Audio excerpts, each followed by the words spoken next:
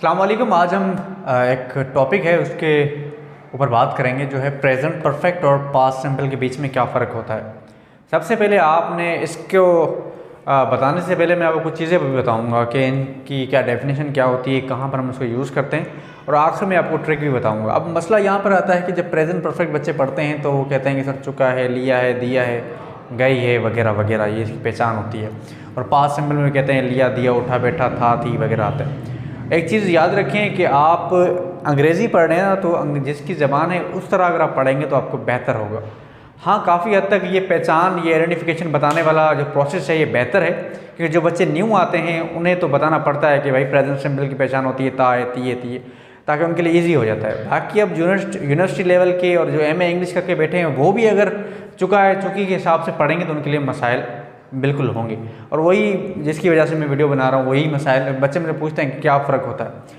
तो पहले तो मैं कुछ चीज़ें आपको समझाता हूँ, फिर आखिर में ट्रिक भी बताऊँगा, फिर समझते हैं। पहले होता है प्रेजेंट परफेक्ट। इसको यूज़ हम कहाँ करते हैं? प्रेजेंट परफेक्ट हम यूज़ वहाँ पर करेंगे जब आपने माजी का एक्शन प्रेजेंट में खड़े होकर बताना हो।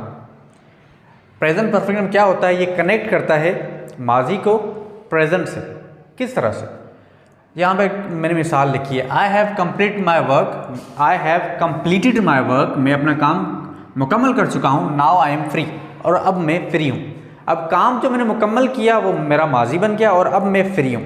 तो प्रेजेंट परफेक्ट ने यहाँ पर क्या दिखाया? माजी को भी दिखाया और प्रेजेंट में खड़े होके। दूसरी मिसाल मैंने यहाँ पे दी है, I have cut my finger, I have cut my finger. अब ये प्रेजेंट परफेक्ट है जुमला। फिर क्या हुआ? नाउ इट इज़ ब्लीडिंग, अब इससे खून बह रहा है। I have cut my finger, ये चला गया माजी में, और नाउ इट इज़ ब्लीडिंग, अब मुझसे खून बह रहा है, ये प्रेजेंट को बता रहा है। बात में आपको आ गई होगी। तो प्रेजेंट परफेक्ट क्या होता है? ये कनेक्ट करता है पास्ट को प्रेजेंट में खड़े होके। पास्ट की कोई बात आप प्रेजेंट में खड़े होके, जैसे आप पैदा हुए, आपने मदरसा पढ़ा, फिर आपने स्कूल पढ़ा, अभी आपका ये काम है, ये एक्शन चलता हुआ जा रहा है, तो उसको में आप प्रेजेंट परफेक्ट यूज़ करें।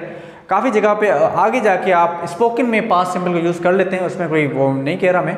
बाकी इसकी यही होती है डेफिनेशन कि आपने अपने इमीडिएट जब पास्ट को बताना होता है कि मैं कहता हूँ सर क्लास में आ गए, सर क्लास में आ गए, सर आ गए, ये माजी हो गया, अब सर मेरे सामने खड़े हैं, वो मेरा प्रेजेंट है।